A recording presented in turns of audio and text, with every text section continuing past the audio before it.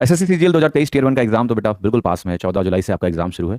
अब ये बहुत सारे ऐसे बच्चे हैं जिनकी समस्या ये है कि मॉक में 100 नंबर ही आ रहे हैं। 100 का मतलब 90 भी हो सकता है, किसी के 105 110 भी हो सकते हैं। बट चूंकि इस बार एग्जाम में उतनी वैकेंसीज नहीं है जितनी 2022 में थी, तो जो कट ऑफ है, जैसे लास्ट ईयर आपका कट ऑफ 112 114 के पास गया, मुझे एग्जैक्ट नंबर नहीं याद है, शायद 114 के आसपास था, ठीक है, नॉर्मलाइज मार्क। बट इस बार अगर वैकेंसीज कम है और उसी स्तर का पेपर है तो डेफिनेटली कट ऑफ थोड़ा ऊपर जाएगा। तो सबकी एस्पिरेशन क्या है इस बार कि भाई 130 से ऊपर नंबर लाए जाए ताकि सेफ जोन में रहें। अब अगर मार्क्स मॉक में ही 100 नंबर आ रहे हैं तो भाई ये डाउट होना लाजमी है कि क्या एक्चुअल एग्जाम में 130 के ऊपर नंबर आएंगे। ऐसा हो सकता है क्या? क्या कोई संभावना मेरी है भी एग्जाम में सेलेक्ट होने की प्री में, या फिर मैदान छोड़ दूं? अगर होना ही नहीं है तो क्यों टेंशन लेना, कम से कम मौत से वेब सीरीज देखते हैं। तो मैं यहाँ कुछ बातें ऐड करना चाहूंगा, समझना इसको बहुत जरूरी है।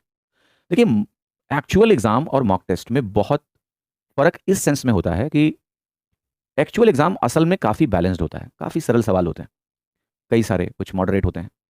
लेकिन अगर आप एक्चुअल पेपर को देखोगे तो उससे बैलेंस कोई पेपर नहीं होता है।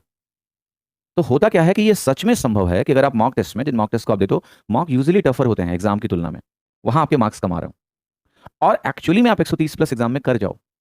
और ऐसा कुछ मैं इसलिए नहीं बोल रहा हूं कि मैं आपको जबरदस्ती बूस्ट करने की कोशिश कर रहा हूं। आप मेरे रैमो के टॉपर्स देख लेना, कई सारे ऐसे टॉप रैंकर्स हैं जिनके सिंगल डबल डिजिट रैंक रही है, टॉप 20 में रहे। उन्होंने ये बात बोली है कि हमारे मॉक टेस्ट में जितने नंबर आते थे, एक्चुअल एग्जाम में उससे ज्यादा नंबर आए। मैंने सवाल पूछे कि आपके इतने नंबर आ गए लेट्स से पेपर में, क्या मॉक में कभी इतने नंबर आए थे? नहीं आए थे। लेकिन हाँ, उन्हें ये पता था कि देखो उनका सिलेक्शन हो जाएगा, तो वो उतने प्रेशर में नहीं थे।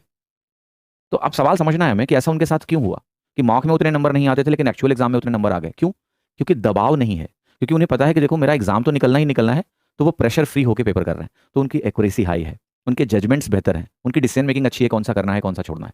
अब प्रॉब्लम कहाँ है? ये जो 100 नंबर तुम्हारे आ रहे हैं, अगर तुम इसका दबाव अपने ऊपर बहुत ज्यादा बना लोगे, रोज ही सोचोगे कि क्या मेरे एग्जाम में 130 आएंगे, क्या मेरे एग्जाम में 130 आएंगे, इससे आप एंग्शियस हो जाओगे। और मैं बता रहा हूं कि इतने प्रेशर में आप एग्जाम में अच्छा नहीं कर पाएंगे, आपके मार्क्स खराब ही रहेंगे।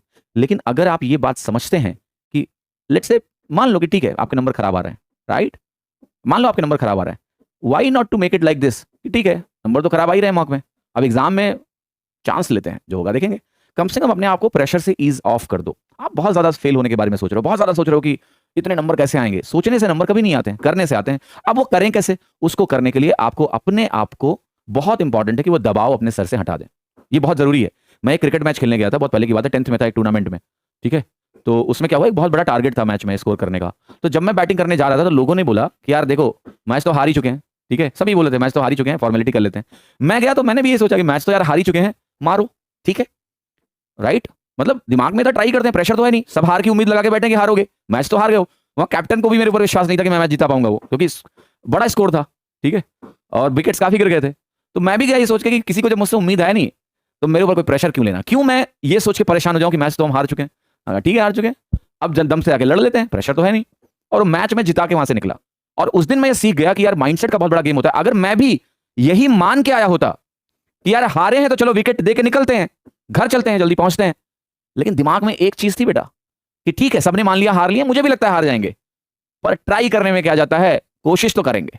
उम्मीद ना किसी और को है, मुझे भी कम थी बट थोड़ी सी थी, और वो थोड़ी सी जो उम्मीद थी उसको मैंने इतना बड़ा बना लिया कि चलो फोकस करते हैं एक एक बॉल पे और एक एक बॉल को सही दिशा में पहुंचाते हैं, और वो मैच मैंने जिता दिया टीम को।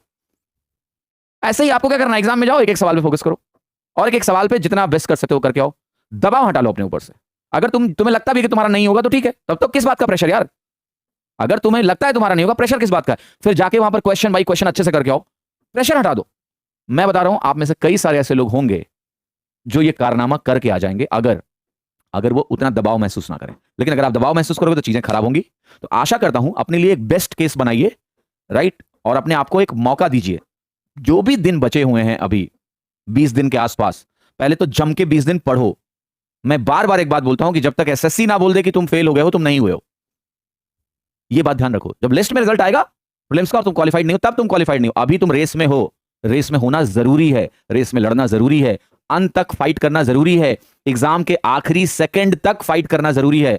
सरेंडर तो बिल्कुल नहीं करना है। सरेंडर क्यों करो भाई, लड़ तो लो कम से कम। नहीं होना है नहीं होगा, दिल से लड़ लो। कम से कम ये कसक ना रहे कि मैंने ठीक से पेपर नहीं दिया, मैंने पेपर के 20 दिन पहले पढ़ा नहीं, ये कसक नहीं होनी चाहिए। इंपॉर्टेंट ये है। तो ये मेरी बात मानो, ये 100 नंबर 130 नंबर ये सब चीजें छोड़ो और बस ये कोशिश करो कि एग्जाम के दिन मुझे जाना है और मुझे अच्छे से पेपर देना है। आपको मौका मिल सकता है मेंस देने का, चिंता ना करें। गुड बाय, अपना ख्याल रखिए।